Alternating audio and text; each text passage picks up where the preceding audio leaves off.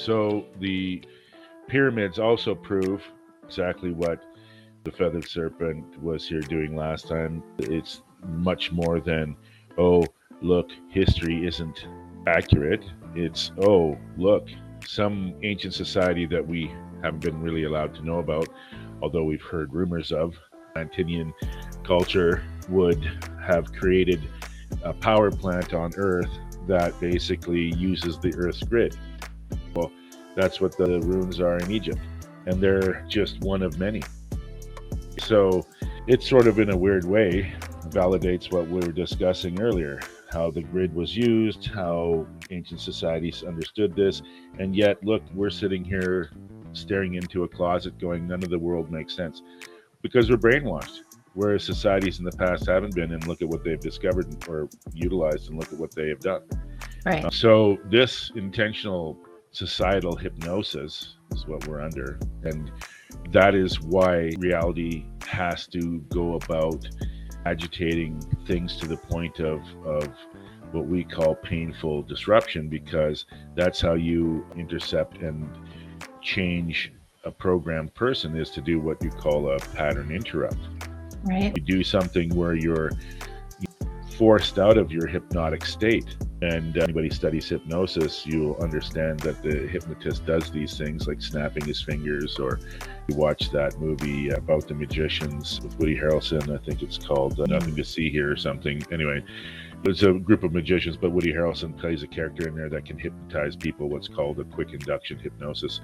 And he just comes up and he just hits this guy in the chest, and then he's like, sleep. And then the guy was asleep. Well, what's going on is you're disrupting that guy's normal operating pattern. And then in that moment of confusion, you're putting in other commands. The world's going to do this. People can have all sorts of beliefs. And then when something happens, well, it's your beliefs that change, not the thing. Right. So, well, you believed you're the chosen, and then a global flood occurs. Guess your story is going to change, right? Because obviously you're not the chosen. So this is why those things need to happen. And they only need to happen on the classroom that is planet Earth. In a way, it's ironic because it supports some of the narcissistic religions. Earth is a special place, but it's been made special. And the things that a lot of the monotheistic religions consider deities aren't deities. The Elohim aren't deities. And the Elohim are plural. And the Elohim are simply, we've had sci-fi shows that illustrate what they are. They're sort of parasitical creatures, right? In the sense that they parasitize other creatures and conform and get them to be useful. Consider this: nothing on this planet domesticates other life forms except humans. Could it be that we subconsciously know we ourselves are being domesticated? What is domestication but social and developmental retardation? And I don't use the word retardation in an incorrect manner. I use it in the scientifically correct manner, meaning not how your genes are designed to optimally express. In other words, you're suboptimal. You're intentionally suboptimal. Your progress has been retarded or stopped. That's how I mean to use the word retarded. Ugh, that's weird sort of cameras. And that is tough for people to understand, tough for people to accept. And well, when I first met you, that was my experience, right? I was fully aware of hypnosis and how we've been programmed, and yet still it was pattern interrupt too that you did with me, and it was intentional, and you always explain everything you were doing, but you hit it, and then you get this, oh, that wasn't polite, or that wasn't whatever the program is, right? And then you explain it, which I appreciate because of our programming. So techniques you can use with individuals are a little bit different than the situation that you can use or that you have to deal with when you're speaking to a mass of uncontrolled, unfiltered people. The only reason I'm even doing this right now is because it is the time where all information is supposed to get revealed. Right. And this is just before a transformative experience that most people would call disruptive, which isn't disruptive, it's curative, and it's going to be beautiful after, but yet it's going to scare many people. And part of this process, which is why all this stuff is being released on YouTube now, And you can learn things at the University of YouTube faster than you ever could in university. Universities are going to die because they're just not necessary any longer. They don't really serve a point other than continuing to confuse people. But these days you can learn on YouTube from experts what you used to take years or months to learn in a university. And why? Well, in 2000 something, and a person came on a chat group that was specially chosen in there, and people can research this. It's called The Hidden Hand, and professed as to be one of the people that was part of the controlling groups that shaped humanity's destiny on Earth.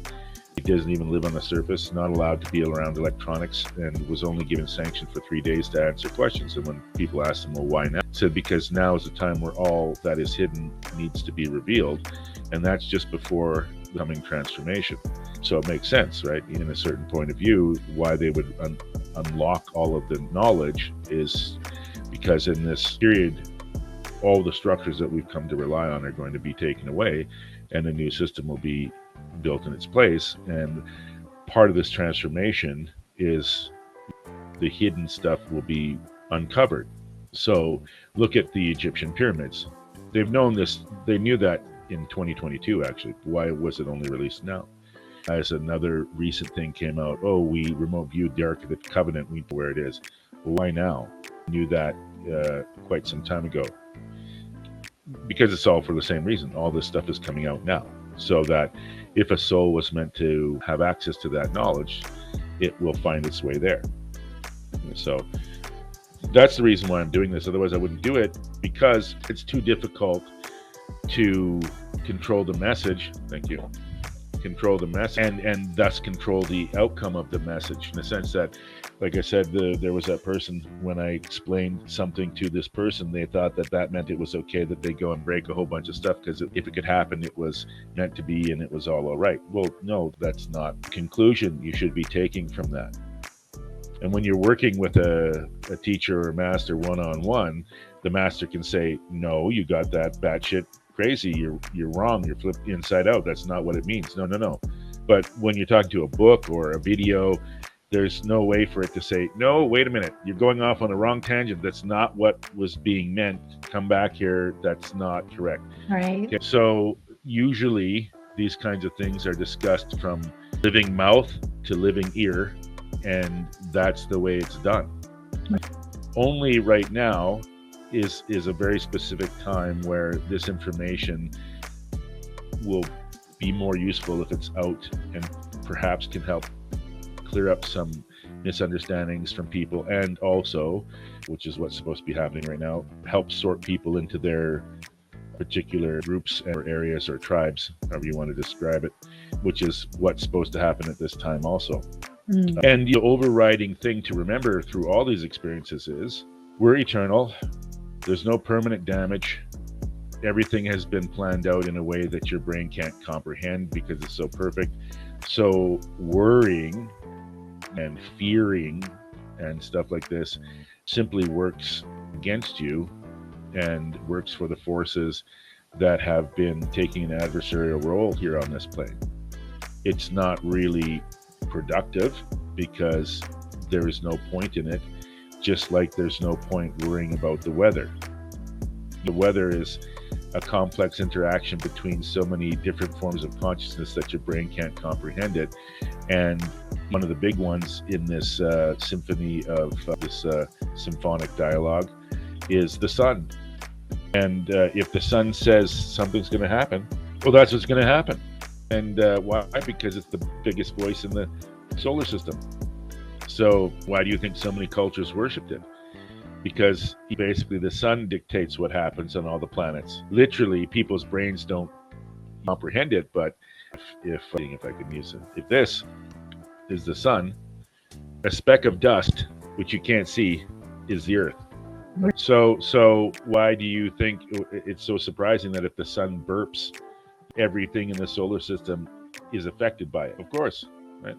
And the sun is interactive with consciousness. So it's a beautifully designed system that as the consciousness on the planet gets lower, the sun's perturbations increase, right?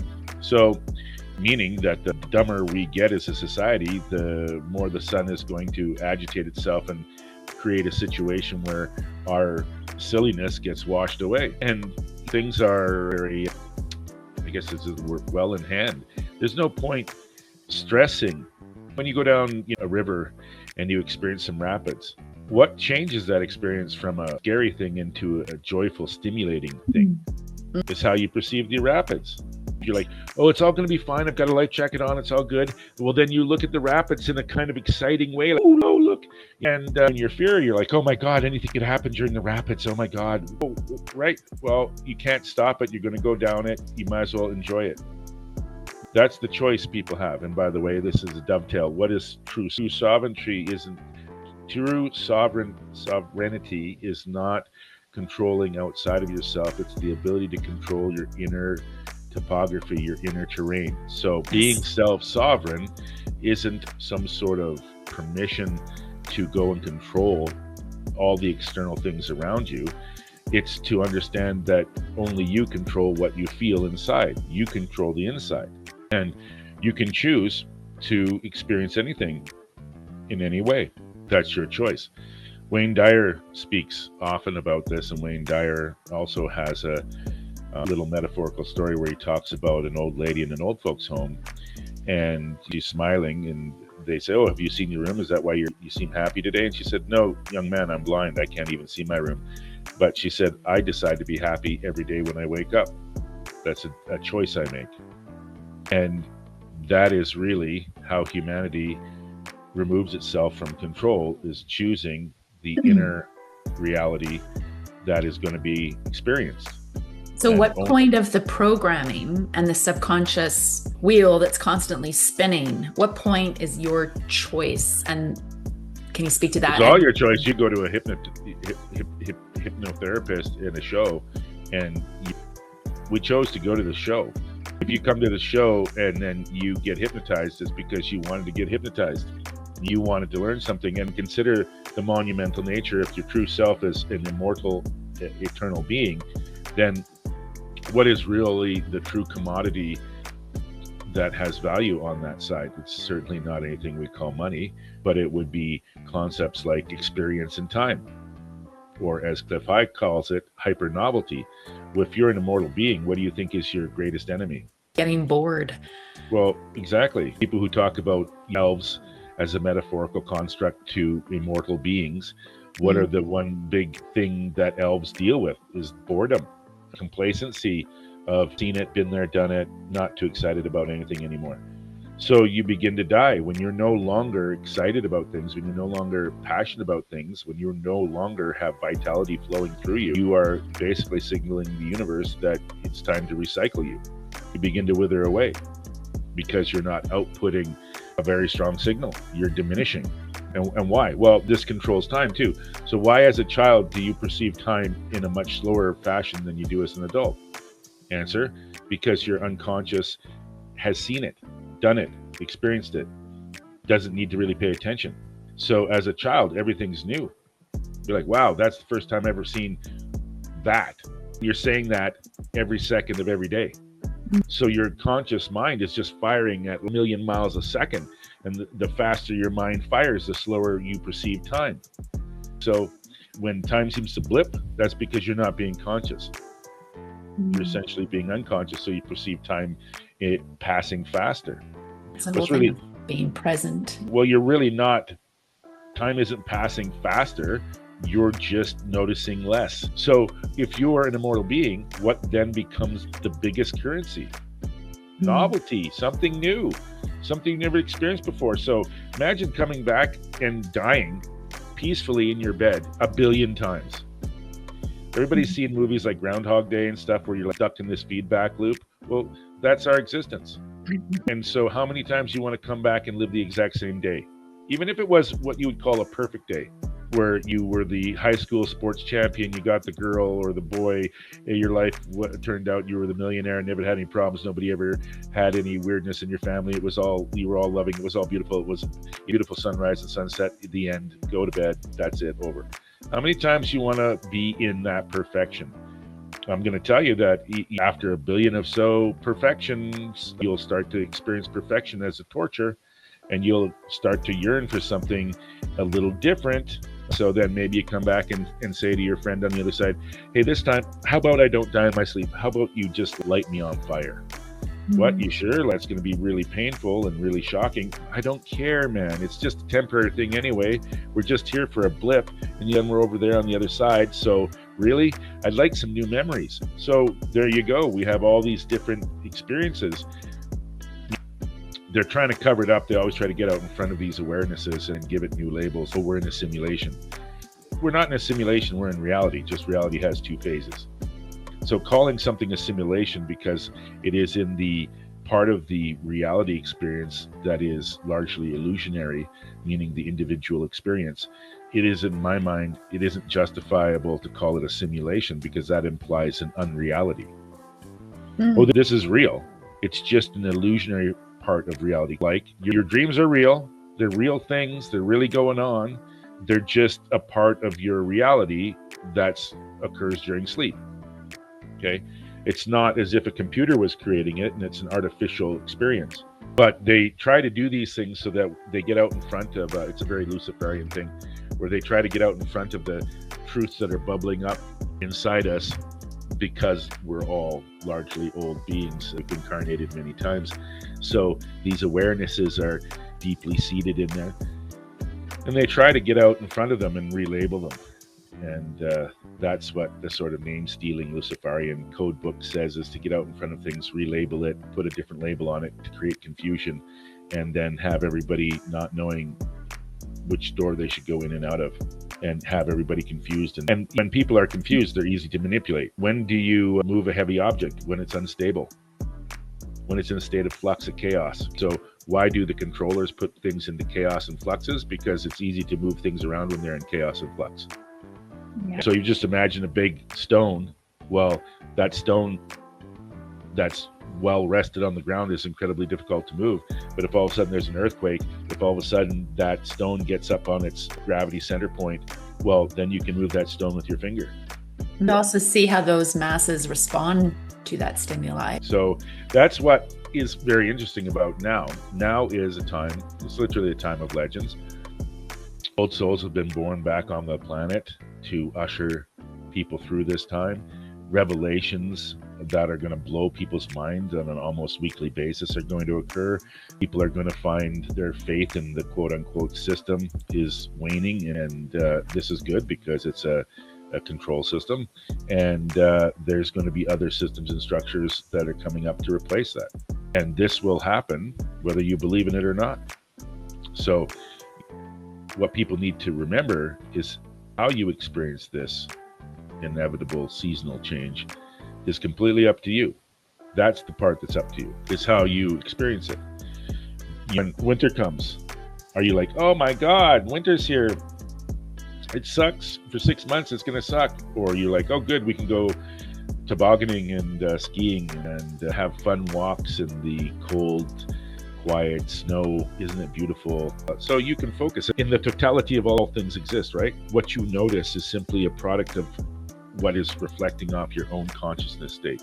So if you look at a cup and it's you don't see the be happy part on it, or you don't see that it's half full, and instead you see it's half empty, these things aren't really a comment on reality, they're a comment on you. The question you want to ask yourself is, why do you torture yourself so much? We don't want to admit it, but a lot of us are addicted to pain and suffering.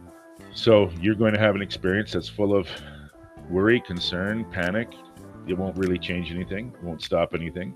It'll just make your experience one where it was somewhat darker than it needed to be. But that's fine, because maybe your soul is bored of light. Maybe your soul has had enough perfect days. It doesn't want one. Maybe your soul needs to be bashed around and slapped around a bit, because that's just more entertaining. And ultimately, this is what will be revealed when people are given two choices, when people have had the choices in front of them clarified and they find that they're going down the painful dark road. Well, I'm not going to judge you. That's maybe what you need to experience. And that's actually something I learned when I was first getting into healing, is that you have to ask the universe and that person's higher self if it's even appropriate to intervene. Sometimes the answer is no.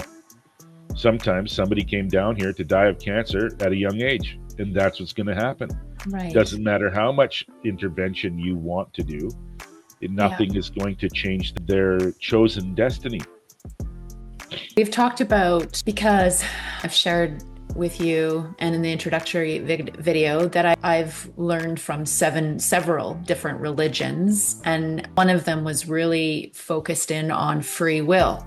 And so we've talked about, you and I have talked about that, and how I used to teach law of attraction and vibration and how everything. So a part of me believed that we can create our reality, even if we've come here with a plan.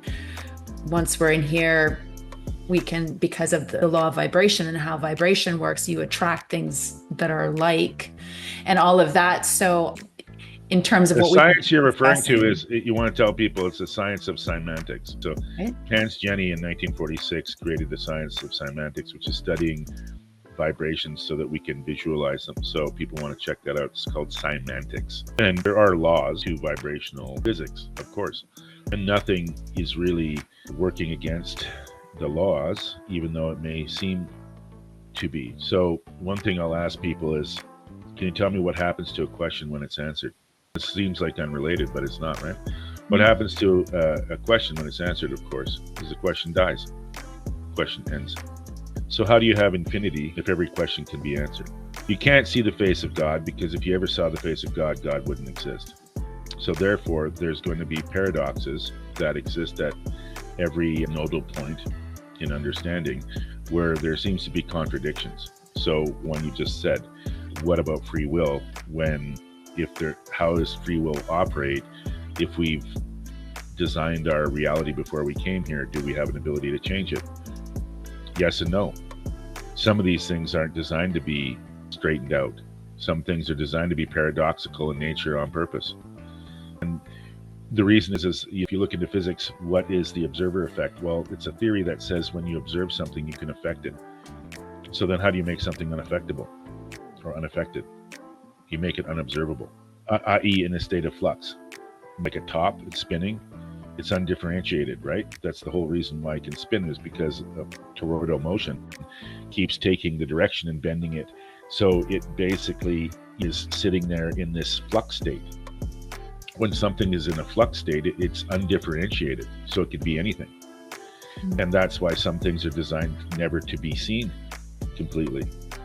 And I've dropped a lot right in all that. So if you want to parse through that, slow it down and think about all those things. And that's part of the other thing too, is that people need to contemplate. And I don't mean really suck on the concepts, not chew them up and swallow them down. It's to ruminate on them, to let some time go in there, to basically not even think about it consciously, just let it percolate around, just let it sit there, meditate on these things, see where they lead you. And that is to let people know that everything is perfect, but what's not perfect is our understanding of perfection. So we're imperfectly perfect. And you know what this basically is saying to people is, don't sweat the small stuff. Don't sweat these things, because you'll understand them when you go on the other side. Now, why obviously would our understanding get limited when we come in here? Because you couldn't play your role. How are you supposed to really get into your role as a whatever you're pretending to be here if you remembered all your past lives? If you remembered that you're really an immortal being and you've been everything? How are you supposed to be authentically a confused housewife or father or divorcee? How are you supposed to play this role? You'd be like, I've been divorced literally a billion times. It's fine. I don't really give a shit. You wouldn't really be inhabiting the role, would you? You wouldn't really be learning as much as you could learn. So you need to forget some shit. And every near-death experience that goes on the other side says, oh, when you're over there, it comes back. And of course, you realize it's all perfect. So why don't you just jump to the end of the book?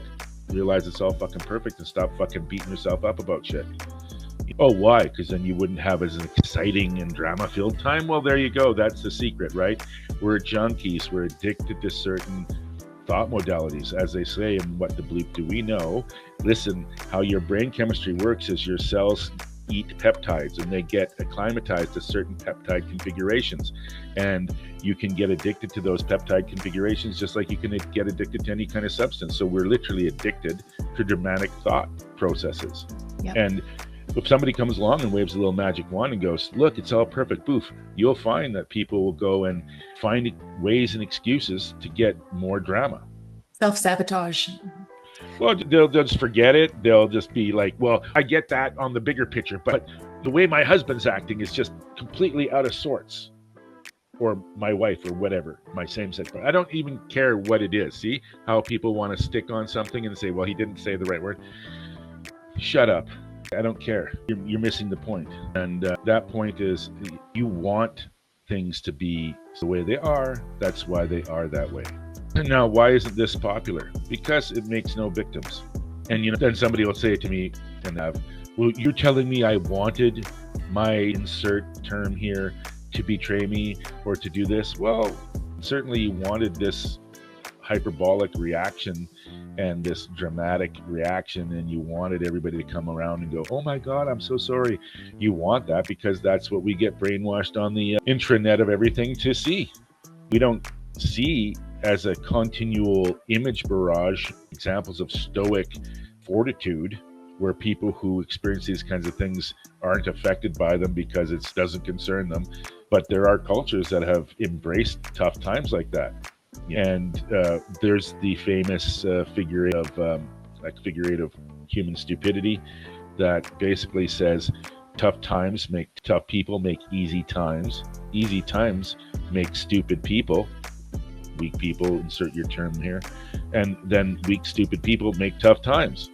Well, then how would you break out of this figure eight of stupidity? Because every time you've got hard times, those hard times make hard people. And those hard people make good times. So then how are you going to stay in the good time if good times themselves make stupid people? Well, you'd have to do something like Licinius did in Sparta. What he said, listen, we're going to go down the shit pit if we don't impose adversity on ourselves. So I have some suggestions here that we run our culture a little differently, and we embrace this hardship. We enforce this hardship on ourselves to keep us hard so that we never become lazy and stupid. And that philosophy of embracing things and welcoming the difficult because the difficult make you better is a mindset that would do a lot of people very well in the soon-to-be future. Why you don't panic when you go to the gym and are sore the next day, because it's making you stronger. Right. All of this stuff on earth, in the end, is done for the soul's evolution. How you experience it is your choice. How you internalize it is your choice. So I say there is the free will. The free will is how you choose to experience those moments. And before we started, you're like, oh, it's a vicious Mercury retrograde. Bring it on. It's like going to a heavy metal concert and going to the mosh pit. Would you go to a heavy metal concert, go to the mosh pit, and then go, geez, that was really rough. I'd prefer they don't do that. That's why you went to the heavy metal concert. You went there to get that kind of energy. All souls that are here on this planet are here because they knew what was going to happen. Okay. So going back to the free will, what you just described, and the programming we have and our soul's mission, how does that programming come in and affect those things? Or because you say we have a choice. Well, we do. Look at, there's people like myself that despite all the attempts to brainwash us, we broke through it and you accidentally perfectly fucking fell in a drunken master into all the right places, right? So when I was young, I said my quest was for the accidentally perfect moment. Why? Well, because if it's accidental, it's not your conscious mind, but if it's perfect, it means you're in touch with the force or in touch with the greater consciousness. And the reality is that if something has been decided on the other side, then it can't not be here. So that's why, except you don't want to go too far with that either. You don't want to say, well, if it's not happening, I guess it wasn't meant to happen. But sometimes the universe is saying, how much do you really want it to happen? And from my thoughts, it's about when the creation is trying to determine which particle has the most energy from creation, it has to test who has the strongest will. That's why there's an occult book that says, do as thou willst. for will is the whole of the law. You understand what that means and why it is a truism is because if the creation never wanted a thing, it could never be. So if a thing can be, it means creation gave it room to be, or God, however you wanted to say it. But sometimes there's other wills that don't want. So then you have to have a tug of war, right? And in Mesoamerica, why do you think the ball court game was everywhere? It was because it encoded their belief about the cosmos. God doesn't care what side of the court the ball's on. God only cares that the ball stays in motion. You understand? Because Yes. motion is life. Right. So why do you have a wolf and a deer in this eternal battle of wills? Because it makes both of them stronger, is the answer. Okay? It's not a out of context conflict. It is contextually appropriate conflict. And that's why not all conflict is bad. Some conflict is very good. It purifies and distills down to the essence of things. Now, here's something important about the deer and the wolf. The wolf doesn't hunt from ego. Humanity is a special bird in the sense that we've been screwed, fucked with, manipulated, domesticated,